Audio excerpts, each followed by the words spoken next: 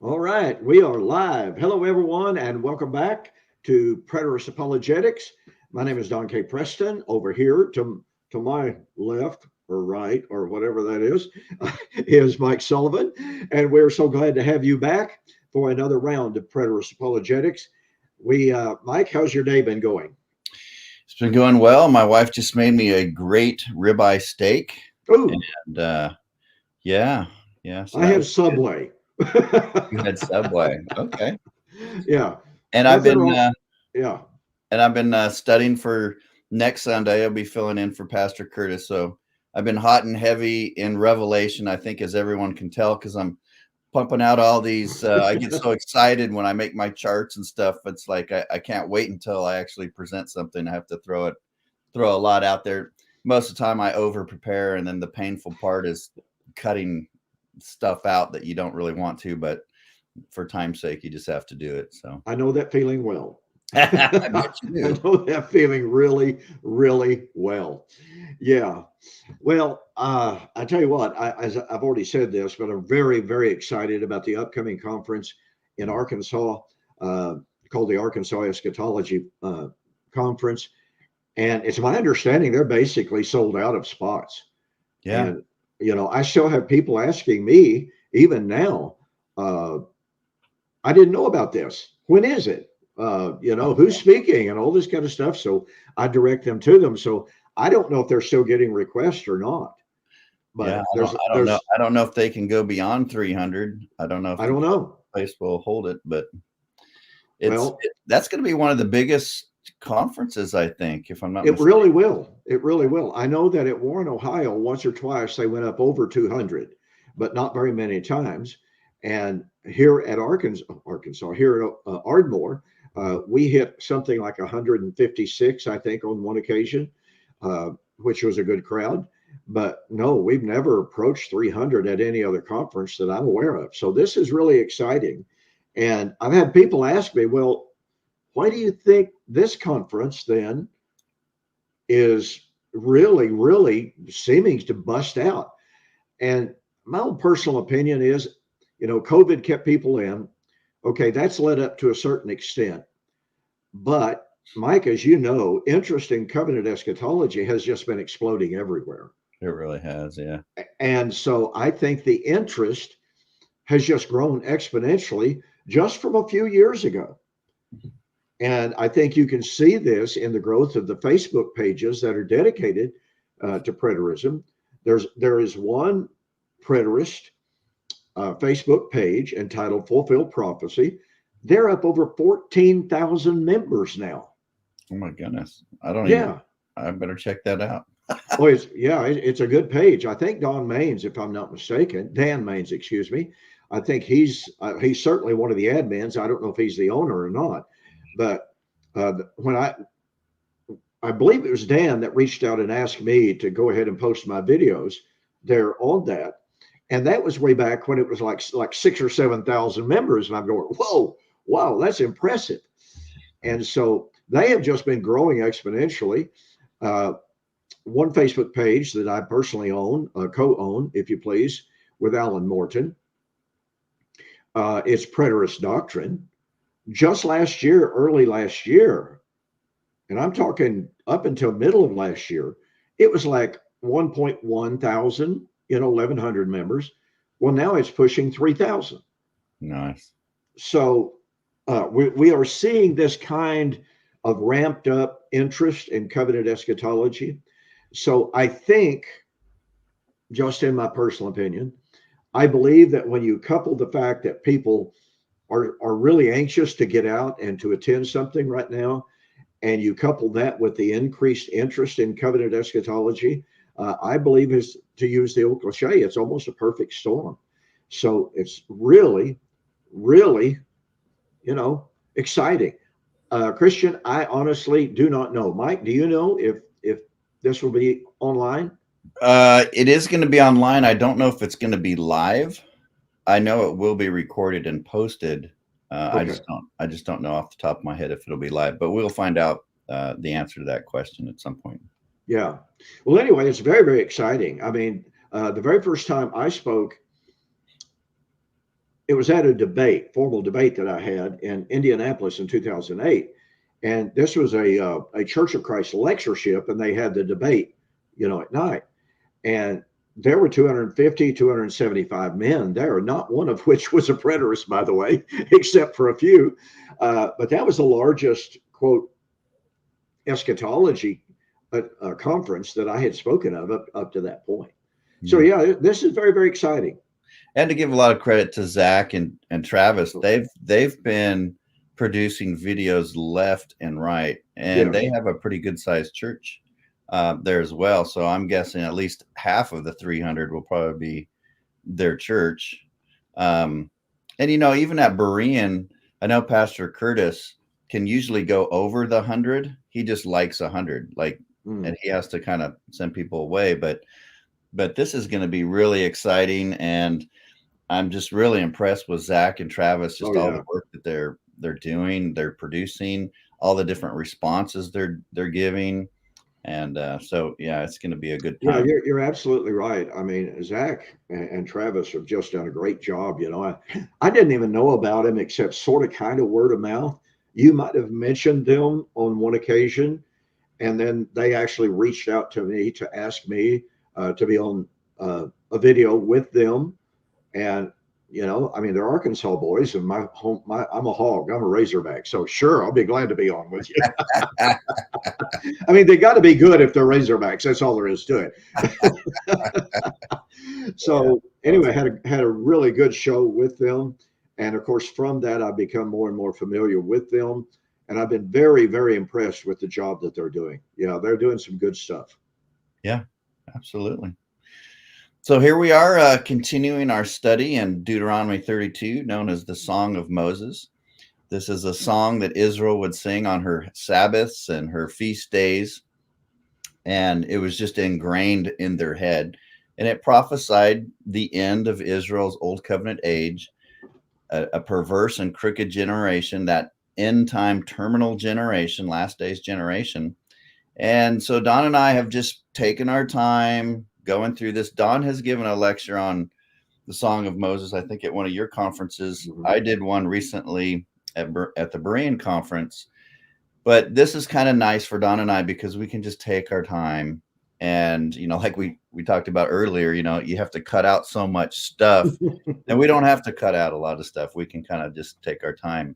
And so we went through Deuteronomy 31, 32 in Isaiah's prophecy, and we showed how Moses' eschatology was a foundation for Isaiah, and he built upon it. And then we got into Daniel, and Daniel just further builds upon it, makes it more clear.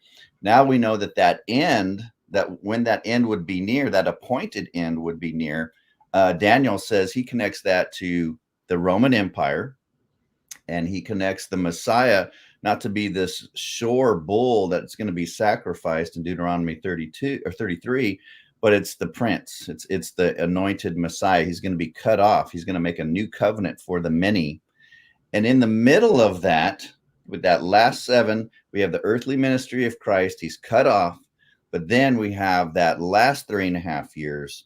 And Don, you've been spending some time looking at Kairos and the Septuagint there, and how that's just powerful, because in the Septuagint, it's not just talking about Messiah the prince, but he appoints another prince to actually deal with that end time scenario, right? The more I look at the Septuagint of Daniel 9, 26 and 27, I believe that a person could actually make a case that Daniel 9, 26 and 27 in the Septuagint predicted the resurrection of Jesus. And here's why. The Messiah, he shall be cut off. And it says, the Septuagint says, he shall be destroyed. Well, cut off is a good translation there, but not for himself. And then this cut off Messiah would then destroy the city by the prince the other prince that should come. He has to be alive to appoint the prince, doesn't he? Have to be alive to appoint and to use the prince. And when I saw that, I thought, well, little wonder that the modern day Jews don't want to look at the Septuagint. For crying out loud. here's a prediction. If you got Messiah cut off, but that Messiah that is cut off, but not for himself, so it's a propitiatory, substitutionary death, that Messiah then uses another prince to destroy the city. Resurrection. Yeah. And so, like I said, that's a little bit off topic, slightly, but not all that much, maybe. But when I saw that, I was like, man alive, this is just absolutely incredible.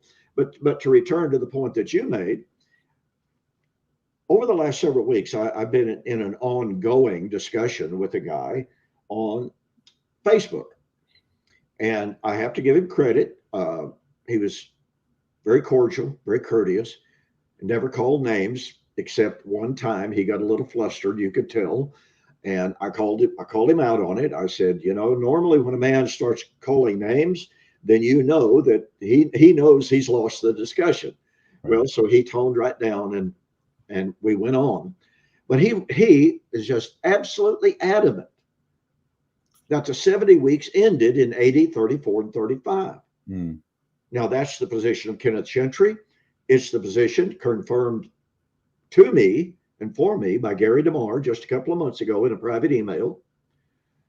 And that's a very, very common view in the post-millennial or partial preterist world, even among a lot of amillennialists.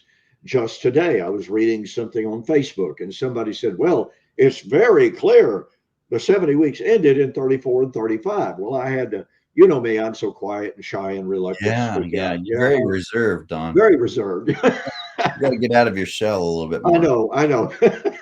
So I had to comment. No, sorry, it didn't end in 34, 35. But anyway, in the discussion with this one individual, I said, here's the Septuagint. And I made several other arguments, none of which he addressed, not one of which. But I said, here's the Septuagint. At the end of the appointed time, and this is Suntulia Kairu in the Septuagint, the Greek translation of the Hebrew. Is that the plural of kairos? Or what's Kairu? No, Kairu is the genitive form. Oh, okay. If I be not mistaken there. And so, and I've got a good friend. He'll correct me on that if I'm wrong, and that's great. He kind of sets as a referee on my Greek, and he really helps me out, and I really appreciate it. I don't mind being corrected at all. His name's Gerald Davis. Really, really a good student of the Greek, and like I said, boy, if I kind of blow a Greek tense or a word or whatever, next morning email. And like I said, boy, I don't resent that even the slightest bit. I really appreciate it, as a matter of fact. So I believe that's a genitive form there, Suntulia Kairu. So the point of it is, Suntulia is consummation, or as the Septuagint renders it in the English, the end of the appointed time. So it has the definite article, the consummation of the appointed time. Well, what is the appointed time? It's the 70 weeks. But here's the kicker to it. And this is what I pointed out to this gentleman. And I use that word gentleman in the true sense. I pointed out to this gentleman, at the consummation of the appointed time, an end, suntelios, consummation, end, shall be made to the desolations. Okay, so the end of the appointed time, the end of the 70 weeks, would bring or would be at the time of the end of the desolation. Well, here's a kicker. There were no desolations in 34, 35 AD to be brought to an end. Exactly. So and he tells you in verse 24, it's about the people and their city. Exactly right. So the city's destruction or desolation and the abominations have to be connected to the 490 years. You just can't. Yeah, and that to me is devastating for the view of Gentry, who says, well, the 70 weeks are determined for Jesus to appoint the city or to determine the fate of the city. No, that's absolutely inaccurate, because Daniel 9 is the time of the determination of the fate of the city. After the 69th week, the city shall be, and the sanctuary shall be destroyed. That's the determination of it. Jesus confirmed that determination, but he didn't determine it. And so, again, the kicker to me, and back to that fantastic word kairos, the consummation of the appointed time, the end of the appointed time, is the end of the desolations. The end of the desolations, the end of the appointed time are Siamese twins. You cannot separate them. And yet, what I started to point out, Kenneth Gentry says, well, Jesus determined the fate of the city within the 70 weeks, but the actual destruction lies outside the 70.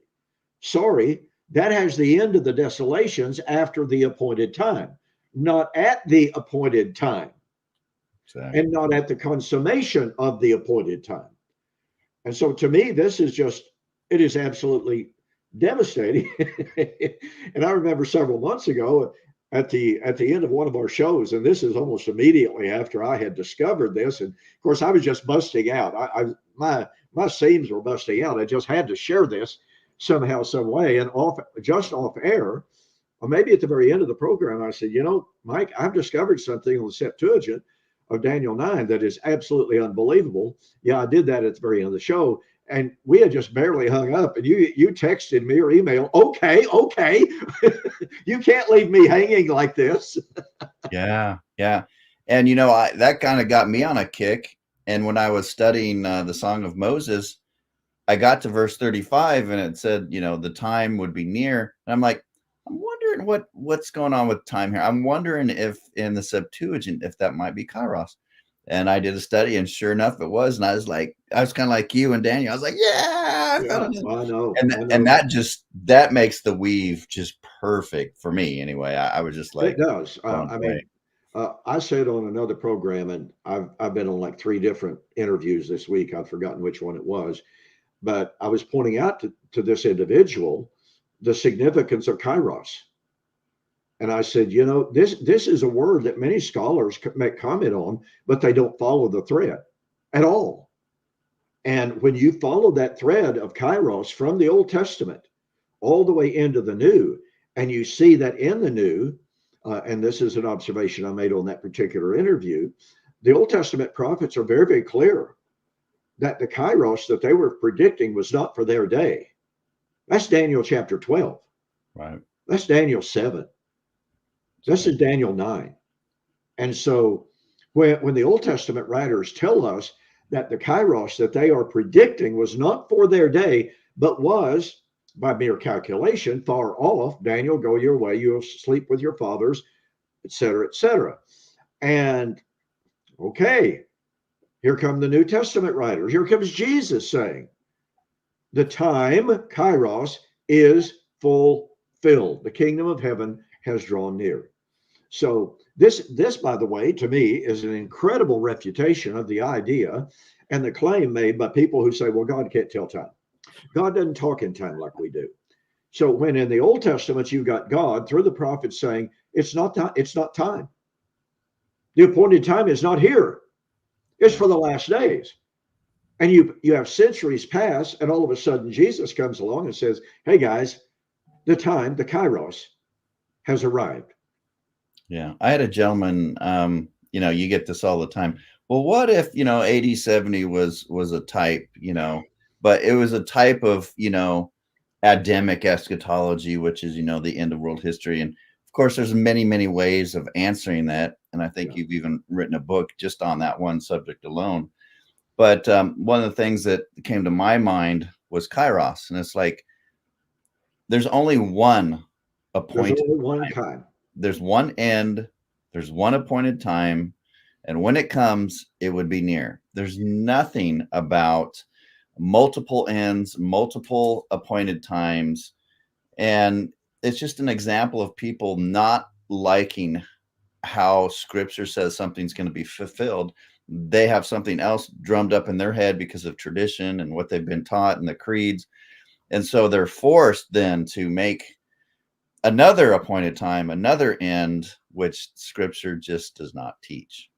I was sitting here thinking, as you mentioned once again, Deuteronomy 32:35, that at the appointed time, it shall be near. And I was thinking about Isaiah 60 and verse 22. Now, Isaiah 60 is a prediction of the New Jerusalem. Another projected imminence. Another projected imminence. And Yahweh said in Isaiah 60, verse 22, in its time, I will bring it to pass swiftly. So when the appointed time, Kairos, arrived, and it very, very clearly was not time when Isaiah wrote, I will bring it to pass swiftly. So Isaiah 60, verse 22 is a reiteration of Deuteronomy 32, 35. In Israel's last days, at the time, the appointed time, then consummation would be near. It's being repeated in Isaiah 60, verse 22. In its time, I will bring it to pass swiftly. Amen. And for those of you that want to study that, go back to one of our shows where we were covering Isaiah's eschatology with the Song of Moses, and we covered Kairos there and all of those beautiful parallels.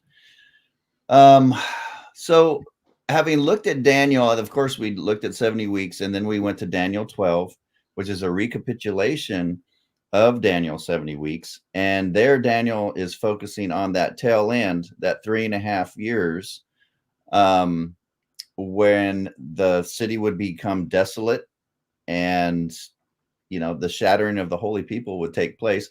And he connects the resurrection, the end, the appointed end. Again, Kairos is there. Mike, why don't we spend just a little more time on Daniel 12? Now, last week we put up a chart, one of my charts, paralleling Daniel 9 and Daniel chapter 12. And that was good. I think it was very, very effective. There you go. See if I can find but I think we need to address some objections. We are told. I'm sorry, I don't have that one in this. Oh, okay. Let me see here. Okay, let me see if I can draw that up one more time. Folks, forgive me here. Let's see, I do. Believe that's Revelation. I believe. No.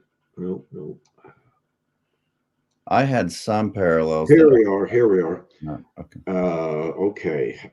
Now let me see if. Let's see how good you're getting at StreamYard. Oh boy. Okay. No. I think you know what? I think I have to add it. Remember, because. Okay. Let me. I'll present a slide. There you go. Now I can put it on there. Yeah, there you go. Now you'll have to scroll down to it. Do you remember what number it is? Is it like 20? It's way on down. I think it was like 20 something. Oops. Whoa. This is Don's presentation he's been working on. Is this it? Yeah, there it is. Yeah, there we are. Okay, this is the chart this is one of my presentations that I will be giving in Arkansas on it will be on Daniel 9 and the end of the millennium. And I believe that connection is absolutely firm. So I think, I mentioned how the modern day Jews do not like the book of Daniel. Yeah, that's an understatement. Yeah. My friend in Israel, world-class Hebrew scholar, I kept asking him questions on Daniel.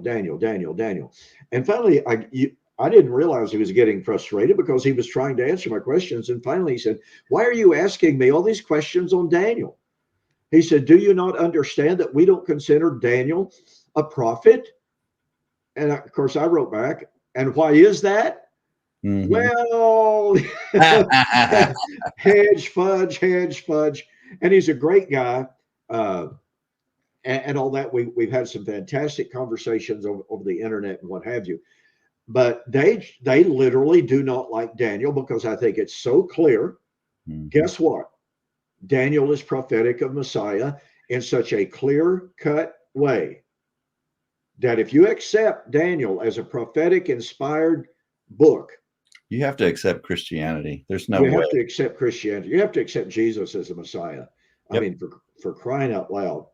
Well, let's start in Daniel chapter 12 because I want to make a few comments here that I think are very pertinent, and they have to do with the current state and discussion of eschatology among the enemies of covenant eschatology, and specifically among those who are former predators. We are told, Daniel chapter 12, verse 1, at that time, there shall be great tribulation, such as has never been, nor ever yet shall be. or up to that time, never has been since there was a nation. There's slightly different reading from Daniel 12 to Matthew chapter 24, verse 21. Anyway, so we are told by former preterists, well, the time of the Great Tribulation is the time of Antiochus Epiphanes. And yet you look at the language of Daniel chapter 12, verse 1. Yeah. And you're going, well, wait a minute. I really don't think the time of Antiochus Epiphanes was the greatest tribulation that had ever been since there was a nation. The Babylonians, the flood. And after all, you go back to Daniel chapter 9. Now, Daniel says he's writing after the Babylonian, or at the end of the Babylonian captivity, right? And Daniel says that was a time of tribulation like nothing before. Okay, so here's Daniel, who is calling the Babylonian tribulation the worst that had ever been to that time. But now we're being told by former preterists, well, yeah, but here's Daniel chapter 12, verse 1, describing the time of Antiochus Epiphanes, which he's supposedly living at the end of. Anyway, and Daniel's calling that tribulation the greatest tribulations that has ever been since there was a nation. Well, wait a minute. Back in Daniel 9, Daniel himself called the Babylonian tribulation the greatest ever. Are we supposed to believe that now he's changing his tune and he's seeing, and folks, if you are a student of history, if you are a student of biblical history, then compare the Babylonian destruction of Jerusalem and Judah with the time of Antiochus Epiphanes.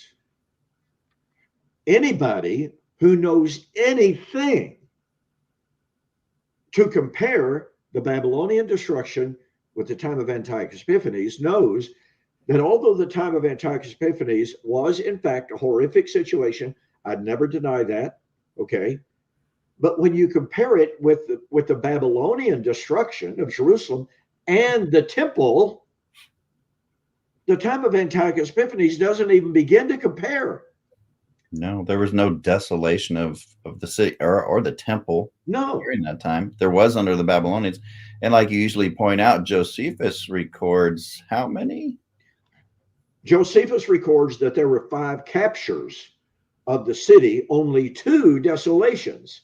Babylonian, AD 70. So when people start telling us, oh yeah, you know, Daniel chapter 12, verse 1, the greatest tribulation such as has never been, or since there was a nation.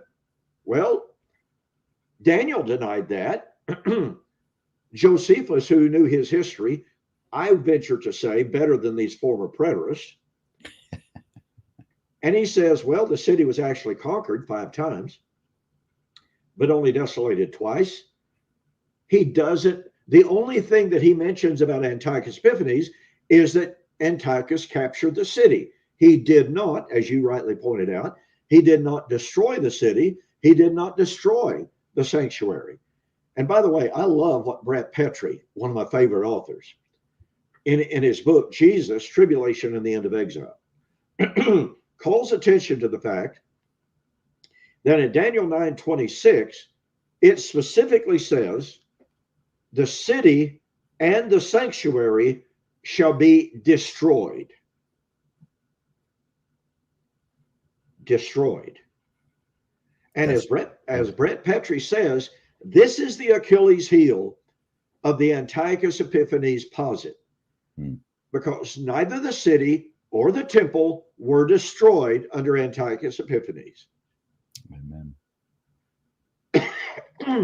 So how can you say that the time of Antiochus Epiphanes, that Daniel chapter 12, verse 1 was the Great Tribulation, when it doesn't meet the criteria of the language, when it pales in significance to the Babylonian destruction that Daniel himself described as greater?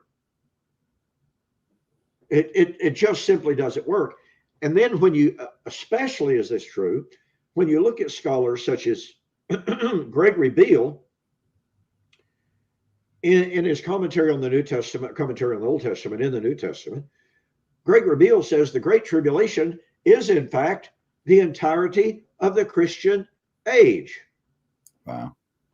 You know, that to me, the very first time I read that, I was literally staggered that somebody of the erudition, the brilliance of Greg Beale would be so desperate in their eschatology as to come up with a view like that. And he's not alone. There are a few other very notable scholars that take that position, and one former preterist that I know of takes that position as well. But here's the deal. Jesus said, then, at the time of the abomination of desolation, which would appear in the land of Jerusalem, in the land of Israel, in the land of Judea, for then shall be great tribulation, such as has never been. Now watch this, or ever yet shall be. But that view, the view of Beale, and I believe Carson takes that view has to say, or has to make Jesus to be saying, for then shall be great tribulation, such as has never been, but always will be. Right.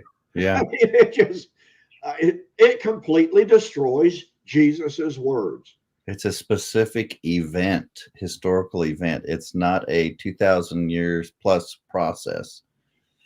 Exactly. So this completely nullifies and falsifies, and really it exposes as argumentum ad desperatum, as far as I'm concerned, this argument of the Great Tribulation being in the time, number one, of Antiochus Epiphanes. You know, how anyone could take the time of Antiochus Epiphanes as the time of Daniel 9, for instance, and the 70 weeks.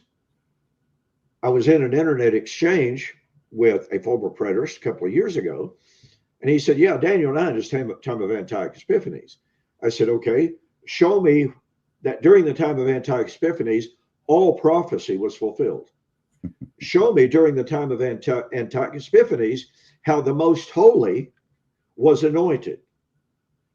Because guess what? The very last proper high priest, Onias IV, was slain at that time, and you had two murderers appointed in succession, men who killed him, by the way, then appointed as high priest. That's the, that's the, that's the anointing of the most holy. That's the anointing of the high priest, anointing two murderers as high priest. And I said, now show me the world of everlasting righteousness that was established during the time of Antiochus Epiphanes. We can't do it. And then what they try and do is they try and say, well, it was a type of, you know, what Jesus is doing. And then they go to Jesus and they give him another type, yep, or this 2,000 plus years process of the tribulation. And it's just like, it's amazing. Just the eisegesis and the flip-flopping, and you nail them down here. It's like whack-a-mole. You nail them down here and then they pop up over here with some other weird concept. And it's just like, why can't we just stick with the text, guys? You know, early last week, I was in a Facebook discussion with a guy. He's very cordial, very courteous, and if he watches this, I want him to know that. I think he knows who I'm talking about. But he made the argument, and he admitted that the bowls of wrath, God's bowls of wrath, were fulfilled in AD 70. And I said, well, you just surrendered the resurrection, because the bowls of wrath would be consummated in the outpouring of wrath against Babylon. Babylon is the city where the Lord was crucified. That's the time of the resurrection, Revelation chapter 11, 15, and following. Well, he came back and he said, well, I'm a partial preterist. So that means I can take AD 70 as a type of the real end of the age, the time of the real end. And I came back and I said, okay, I'm challenging you to give me one single verse that says, implies, or demands that AD 70 was a mere type of the real end. I wrote a book on this some years ago. AD 70, a shadow of the real question mark end or question mark. And I introduced 15 reasons why AD 70 was not typological. Well, anyway, this gentleman came back and he said, well, I'll do some more study on that idea. So he went silent. But I reminded him later this week that I'm still looking for that verse or verses that indicate somebody tell me, somebody show us where the New Testament events were typological of end of the Christian age events. Yeah. Yeah. Well, we're specifically told that the Old Testament are the types and shadows, especially in Hebrews. And in Hebrews, the better and spiritual antitypes were about to be realized in a very, very little while. He will come in a very little while. And there's not the Old Testament were types, the New Testament are imminent antitypes that are spiritual and better. But they're also kind of sort of a type as well, on top of being antitypes. You can't find that. Just like Don's saying, you can't find a verse, you can't even find a concept of that anywhere in the New Testament. And that frustrates me because, again, people are so willing that they think, Don, well, because the New Testament inspired authors who were prophets did it, well, somehow me being not a prophet, I'm going to be and not inspired, I'm going to do it with what they wrote and just say what they wrote as the fulfillment. I'm just going to say, well, it was a type. Yeah. Because I have that authority, apparently. Yeah. But of course they don't. But it's so interesting. And this as much as you study just like me. It is so interesting how pervasive this idea is that the events of AD 70 were typological. And one of the things that I like to point out that is so destructive to that view, Paul said in 1 Corinthians chapter 10, verse 11, and he says the same thing in verse 6, but 11 is even more powerful to me. Paul gave several examples, several incidences from Israel's past history. And he says, those things were given, and unfortunately, the King James and many other translations say, as examples for us. Well, I was looking at the Greek one day, and I'm not a Greek expert, but I love to study the Greek nonetheless.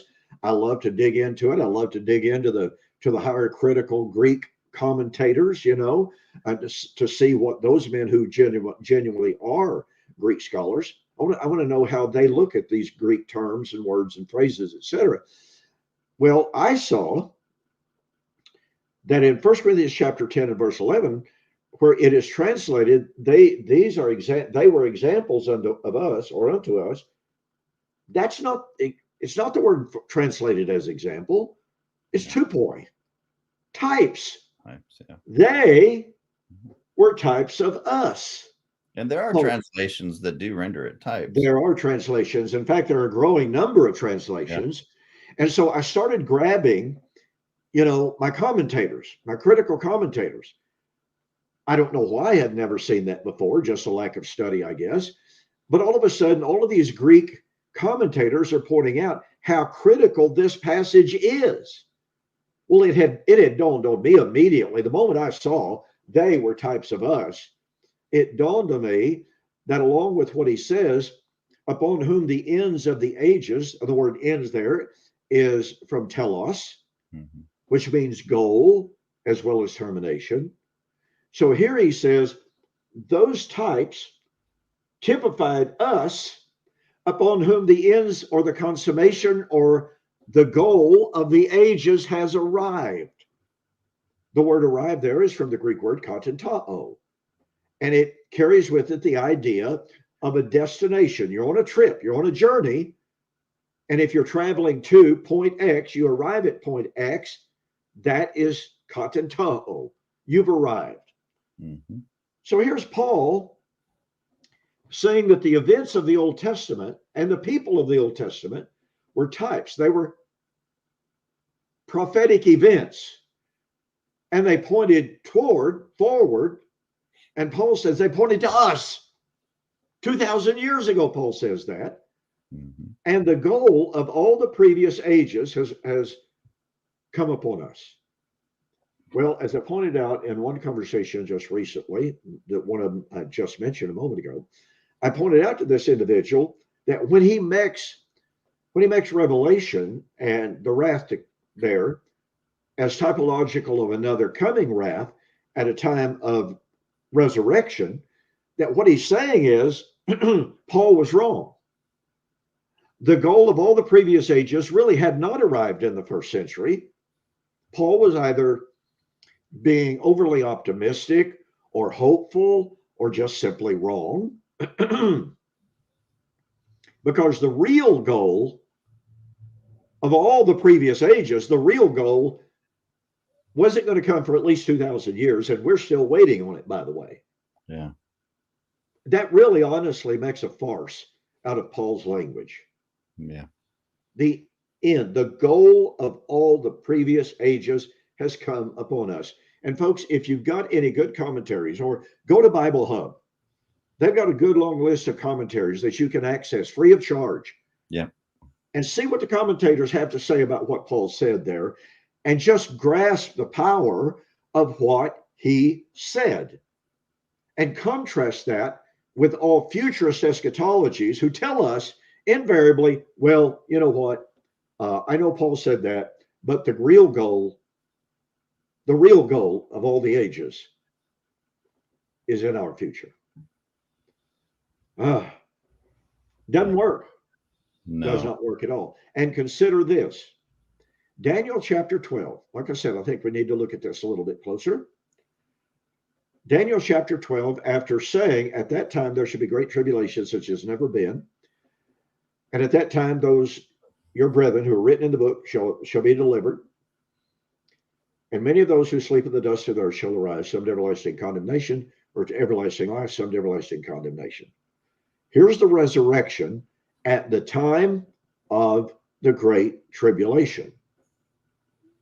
And you know, Mike, it's really interesting to me. Let's see, do I have that anywhere near where I can grab it? I don't think I do. No. I'm reading two books at the same time. You know how that goes. One of them, The Hope of the Early Church, the eschatology of the first church, first century's church, as well as the eschatology of the early church. That's by DeMar and Gummerlock. The other one is by a guy named Brian. Forgive me. Brian Daly. The Hope of the Early Church. Really, really good. Very, very scholarly. But what both of these books do is they show to us that in the very earliest church, the early church believed. Now, they might extrapolate it out beyond where it was supposed to be, but the early church believed that there was an unbreakable temporal relationship and connection between the Great Tribulation and the resurrection. And that's going to be one of my lessons at the Arkansas Prophecy Conference. I'm going to validate that from Scripture. So here is Daniel chapter 12. Verse 1, Great Tribulation. Verse 2, resurrection. And the context cannot be ignored. The only way that you can escape the force of Daniel chapter 12 is literally to pervert the Hebrew. You literally have to pervert the Hebrew. And I can document that for you from Hebrew scholars who take note of those who try to change it up to avoid the power of what it says. If you acknowledge even the Masoretic text, okay, they say, well, you have to alter the Hebrew to make it support this alternate translation. And you don't even have to be a Hebrew scholar, because verse 7, it's asked, what, in verse 5 and 6, it's asked, when are these things going to take place? When are these wonders? And he says, all these things. So all the things from verse 1 to verse 4. Yeah. The end, the knowledge will increase, the tribulation, the resurrection. All of these will take place during a 3.5 years period when the power of the holy people is completely shattered. So I've seen like guys like Sam try and make some kind of 2,000 plus year distinction. Well, I guess there really can't be because we're still in the tribulation, apparently. But he's speaking out of both sides of his mouth and grabbing any kind of view he can. But you just can't do that in light of verse 7. Verse 7 just makes it real clear. And the contextual flow from verse 1 to verse 2. I asked my friend in Israel, and of course, like I said, he doesn't like Daniel, but I asked him, is there any grammatical and textual support for the idea that there is a gap, a temporal gap between Daniel 12:1 and Daniel chapter 12, verse 2? And he sent me this explanation. And he said, there's no contextual reason for doing that. There's no textual, there's no grammatical reason or support for saying that Daniel chapter 12, verse 1 is one event and Daniel chapter 12, verse 2 is another event separated by 2,000 years. That is just not there. Right. And so this former preterist, Sam Frost, in the book that he wrote on the resurrection, actually did a really good job of explaining grammatically how you cannot divide verse 1 from verse 2. But now he's arrived at this point, and you were talking about speaking out of both sides of his mouth. Let's illustrate that. Daniel chapter 12, verse 1 is the time of Antiochus Epiphanes, according to Sam Frost. Okay. Verse 2 is the end of time. Supposedly, yes. Supposedly. But wait, the Great Tribulation is not really the time of Antiochus Epiphanes. It's the Christian age. Now, you talking about two sides, both sides of your mouth. Exactly. Well, was it the time of Antiochus Epiphanes or is it the Christian age? I think we could all agree that the time of Antiochus Epiphanes was not the beginning of the Christian age. I think we're on real safe ground affirming that. Right. And so back to that statement, argumentum ad desperatum, people trying to argue against such emphatic biblical statements about the relationship between the Great Tribulation and the resurrection. And I got to tell you, I'll tell a very quick story here. In my very first formal public debate on preterism, my opponent was a Church of Christ guy. And I had charts, believe it or not. I had a bunch of charts. And I got up and he challenged me on the resurrection. And I said, well, let's see what Daniel has to say about this. He had already admitted that Daniel chapter 12, verse 2 is the end of the age, quote, end of history, unquote, resurrection. That was his position. I said, well, let's look at Daniel chapter 12. Went down to verse 7 or verse 6. When shall these things be? What shall be the end for all of these marvels? Wonders. Yeah. Wonders. Well, the angel lifted his right hand, his left hand, swore by him who lives forever and ever. It shall be for times and a half time. That's the 3.5 years, as you correctly pointed out so well. And when the power of the holy people has been completely shattered, and I pointed right down to him and I said, tell us when when Daniel's holy people were completely shattered. And he just went white. I mean, there was a stunningly visible reaction. Well, now this was not done on purpose. It was strictly accidental. My sound man was sitting directly behind them. It was just the logistics of the setup. Believe you me, and I say this in all sincerity, it had nothing to do with any purposeful intent to eavesdrop. Because most of the time, the mics were turned off when a man was through speaking. Okay, well, the sound man did not turn the microphone off when I was done. And my sound man came to me afterwards and he said, Don, I owe you an apology. He said, but I heard something that you might want to hear. I said, oh, yeah. And he said, well, when you went over Daniel chapter 12, verse 7, he said, Bill, the guy was debating, turned to his moderator and said, what am I going to do about that? What am I going to do? What am I going to do about Daniel 12:7? And his moderator said, ignore it. Don't say a word. Do not say one word about it. Wow. Well, that's raising a white flag, waving it, waving it, waving it, and what have you. But that's the power of Daniel chapter 12, verse 7. Now, this chart that we have before you, ladies and gentlemen, shows the absolute parallel between Daniel 9 and Daniel chapter 12. Given these parallels, and let's go over them one more time. Daniel 9 is talking about 70 weeks are determined upon your people and upon your city. So we know what Daniel 9 is about: the people, the city. Daniel 12, the end time fate of Israel. Daniel 9 is about the end of the appointed time, the Suntulia Kairu, verse 27. It's about the time of the abomination of desolation being set up. Well, Daniel 9 says it would be set up in the temple. It very specifically tells us where the abomination will be set up. And following the abomination of desolation, we have obviously the great tribulation, the desolation of the city and the temple. And this would all be at the fulfillment of the time of the end, the consummation of the appointed time. This is the fulfillment of the prophecy of resurrection, the fulfillment of Sukkot. Sukkot is the feast of the ingathering, the feast of the harvest, the feast of the resurrection.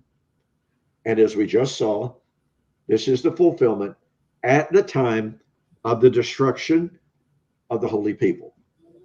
Well, Mike, what does Daniel chapter 12 tell us? Why don't you just go right down the list for us? Well, we got the fate of Israel, verse 4. We've got Kairos again, but also, another Septuagint version has the hour of the end, and of course, right. John picks up on that version of the Septuagint in his Gospel of John chapter 4 and 5. An hour is coming and now is. He's talking about this verse right here, which is the resurrection of verses 2 and 3. And then we have the time of the abomination, both in Daniel 12 and Daniel 9. Again, recapitulation, guys. The Olivet Discourse, when I teach on that at the conference, I'm going to show how it's recapitulation. Mm-hmm. There's not two different comings of Christ. If so, Mark and Luke didn't get the memo because they only have one coming of the Son of Man. That's right. It's recapitulation. So same with Revelation, same with Daniel. And that's why these parallels are so beautiful. And then you have the great tribulation, again, the appointed end. And then, Don, can you develop Sukkot again? Like, how does this, we know it's resurrection, mm-hmm. but is there any key terms in Daniel 9 or 12 that would trigger for a Jew? Oh, this is Sukkot. Yeah, I believe that the bringing in of everlasting righteousness touches on that, because that's the new creation that is brought in by the resurrection. And Daniel chapter 12, obviously the resurrection. Sukkot is the feast of harvest, and that is the time of the resurrection. So those are the connections that I see that would be highly, highly suggestive. And as I pointed out before, Daniel 9 is just saturated with festal terminology, mm-hmm. and festal concepts. You have the atonement, you have the putting away of sin, the making of the atonement. You have all of these concepts. And so when you have a text that is saturated with festal terminology or festal thoughts, then it's not surprising that when he comes down to the very last thing, or next to the last thing, and that is to bring in everlasting righteousness, that's almost the climax of the prophecy, and that's the climax of the festal calendar. Mm-hmm. That and going back to the original context of what kicks the whole 490 years prophecy off is Israel had violated Leviticus pretty much 23 through 26. She violated her feasts and her Sabbaths. And so it only makes sense that this prophecy would have all of those overtones to it. Well, yeah, and second, what you just pointed out is brought out explicitly in Second Chronicles chapter 36. At the destruction of Jerusalem, Jerusalem would lie, the land would lie fallow for 70 years because Israel did not keep her Sabbaths. And let's not make the mistake that of thinking that the seventh day Sabbath is the only one of Israel's Sabbaths. I mean, every one of Israel's feast days were Sabbaths. Exactly. So, yeah, festal language. And boy, when I very first began to tie into that concept, by the way, I shared that with my friend in Israel. I mean, here he is, highly esteemed Hebrew scholar. His two sons are leading rabbis in Israel. And so I wrote him an email and I said, I want to know, can you point me to some commentaries? And I was specifically interested to know if the very, very, very famous Hebrew scholar, Rashi, called Ribi or something like that. He was an 11th century rabbi. He is still viewed today as the leading Jewish scholar and commentator in all of Israel's history. That's how dominant and prominent he was. So I said, can you point me to any of your ancient commentaries, particularly Rashi, that bring out the festal context of Daniel chapter 9? Because here's what I'm seeing, and I just delineated it in an email. And he wrote back and he said, I've never heard that before in my life. He said, I'm going to share that with some of my leading rabbinic scholar friends. And boy, he's this guy's well connected, but believe you me. Just as a real quick aside, Donald Trump eats at his son's house in Los Angeles quite frequently. Take that for whatever it's worth. But nonetheless, I take that a few ways. Unfortunately, the other way is that he just can't shake that Zionism. Unfortunately, bingo. We've got to get that. Yeah, I agree. Yeah, I agree. But anyway, after a couple of weeks, it came back to me. He said, by the way, your question on Daniel chapter 9, he said, I threw that by two of the leading rabbis in all of Israel. And he said, both of them said they had never heard it before, but point number one, it is an intriguing concept that, point number two, has the appearance of scriptural justification, and point number three is worthy of further investigation.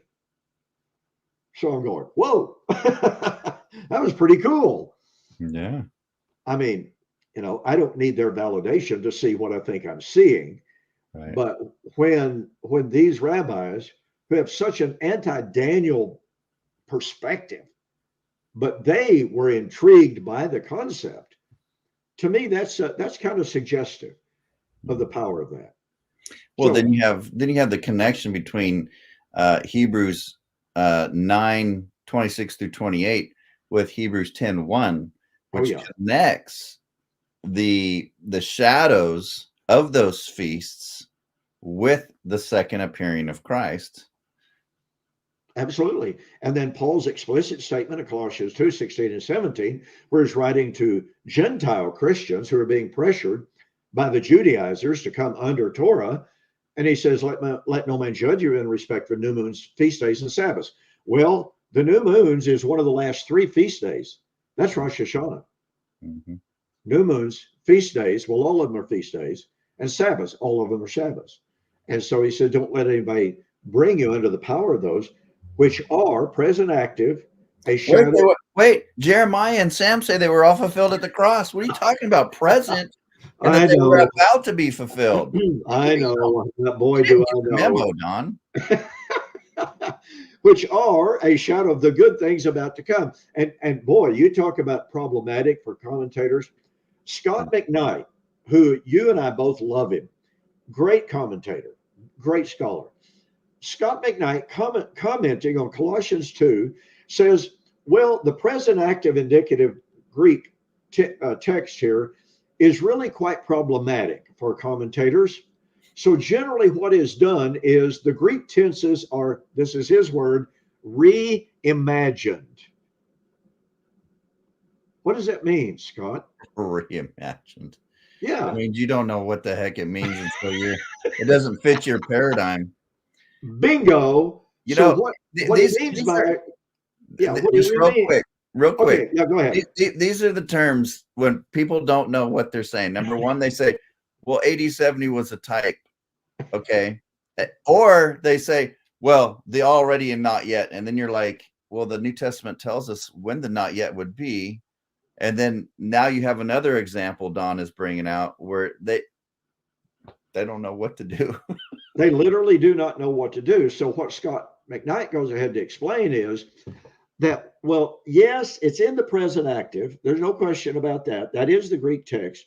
However, Paul's writing from the perspective of someone still under the law, as if the law was still in effect, although we know that the law was removed at the cross. Now, if you want an example of talking out of both sides of your mouth, this is it. The Greek text says they are present active shadows of good things that are about to come, but you can't allow that because of your theology. Mm-hmm. So you literally change the Greek tense. You literally reject and pervert.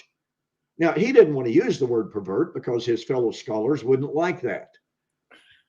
And he doesn't like that. So he just simply says reimagined. That's such a liberal term, too. I hate that term.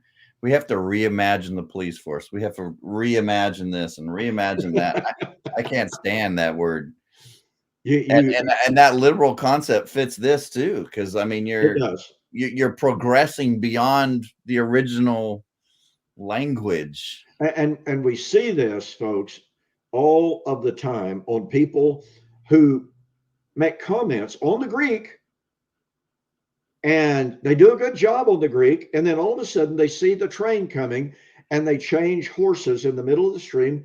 Kenneth Gentry is a prime example of this on Revelation chapter 1, verse 19, where John was told, right, concerning the things that have been, the things that are, and the things that are about to be. Kenneth Gentry does a great job on the Greek word mello in the infinitive, pointing out that word in the infinitive means about to be on the point of. And so he used that as an argument in his book, The Beast of Revelation, the first edition of it, I believe it was, before the fall of Jerusalem, or yeah, before the fall of Jerusalem, to demonstrate that the book of Revelation cannot be extrapolated out over centuries. Well, when a bunch of us preterists goes, you're exactly right, Brother Gentry. Now then, let's go to Acts. Let's see, 24:14. Paul said there's about to be resurrection of the dead. Let's see, Acts 17:30 and 31. 31, yeah. God is about to judge the world by that man whom he has appointed. And you just look at how mellow is used in the book of Acts in eschatological passages concerning things that are about to be. So, what does Kenneth Gentry do? Well, in his 2010 book, he completely changes horses in the middle of the stream, and he says, mellow, well, yeah, I once took that as about to be, but I no longer believe that to be the case. And by the way, I think Gary DeMar and Gummerlock in their book, The Eschatology of the Early Church, in a footnote at the end of the book, I do not know if it's Gary DeMar or Gummerlock who makes the comment. I haven't investigated. I just read the comment. They take note of Gentry's change, his radical change on mellow. I suspect it was Gary DeMar who wrote this footnote, by the way. Well, Darren interviewed Gary, and in one of the teaser clips, I believe he's referring to Mr. Gentry, basically saying, well, hey, Gary, here you are. You're out there. You're being honest. You're saying, hey, these are good questions. Let's study them that full preterists are given. Let's be open-minded. And you're answering questions from people, whereas Gentry lives in some ivory tower somewhere, just writes these drive-by, slams on full preterism, refuses to answer any questions. And then he says, in that interview, he says, and he refuses to deal with the changes in his books. And, like we're talking about Daniel 12:7, for 25 years, we just drilled him on that. Hey, the resurrection is at the time of the tribulation. So he finally says that. And then, but he retracts on Mello, because not only Acts 24:15 and Acts 17:31, but Romans 8:18, which basically the glory that was about to come. And in context, that's the redemption of the body, the liberation of creation. And that he could, and he had praises in Before Jerusalem Fell of Mello concerning the literal translation, specifically Young's literal, who translates all of those passages as about to be. And so Gary took note of that, and we all took note of that. And which is interesting, Don, because now that he says that the resurrection of Daniel 12:2 was fulfilled in AD 70, why have a problem with Mello in Acts 24? I mean, that is the resurrection of Daniel 12. So why wouldn't Paul? Logically, it would seem to demand absolutely that he accept Mello is about to be in Acts 17 and Acts 24. Yeah, he was losing too many texts. Yes. And that's what this footnote goes ahead to say, that the reason that Gentry changed, for instance, on Matthew 24:27, that he once took as AD 70, but now he's taken, that's the end of history. And he says the reason he's done that is because he came to realize that there are so precious few New Testament texts that can be applied to anything other than AD 70. And so he had to find one and hold on to one. And the reason for that is the creeds. Do you think it's because parousia is used in Matthew 24:27? Yeah. Okay. Yeah, that's okay. So yeah, that's probably why, because 1 Corinthians 15, 1 Thessalonians 4, he wants to make that connection. But I mean, in both sections, if you say that there's two sections in the Olivet Discourse, he uses erichomai and parousia interchangeably, as he does in 1 and 2 Thessalonians. That's what I started to say in 2 Thessalonians chapter 2, where Paul said, "We beseech you, therefore, brethren, by the coming parousia of our Lord Jesus Christ and our gathering together, episynagoge, to him." And he says that's AD 70. Yeah. So, yeah, Gentry, like others, is struggling, continues to struggle. We hope that he continues to struggle. But he's losing respect in the Reformed community. He's losing respect. And I think that interview, to me, really showed that. Because he, unlike Gary, who's being honest, who answers questions from people, or tries his best. And when he doesn't know an answer, he doesn't fudge most of the time like these other guys, or make up stuff. He just says, "That's a good question. I don't know." Yeah. But that's not what Gentry's approach is. But hey, guys, we are about 8 minutes over. So, last week we kind of reviewed Daniel in connection with Deuteronomy 32. We made the parallels and the argument stronger tonight in Daniel 9 and Daniel 12. And then next week, what we're going to do is we're going to look at Jesus' eschatology and Deuteronomy 32. And we're going to harmonize those. And you guys are going to really, really like that study. Amen. We got Kairos again. We got the end. We got the terminal generation. And then, of course, Jesus' eschatology is the hub. Moses is the foundation, or the cornerstone, upon which the Old Testament and the New Testament was built. But the Olivet Discourse is like the hub, because it's now going to connect everything in the Old Testament that Moses and Isaiah and Zechariah and all those with how the New Testament develops it. So it's the hub. And so we're going to look at Jesus' eschatology next week. Amen. All right, guys, have a great night. And Don, I'll see you next week. And I'll definitely see you at the conference coming up. And guys, if you don't have tickets, and if there's any way, if you want to go, and you just got to contact Zach and say, "Hey, look, I didn't know about this. Is there any way I can get in?" Maybe you can. So try. All right. Good night. Good night.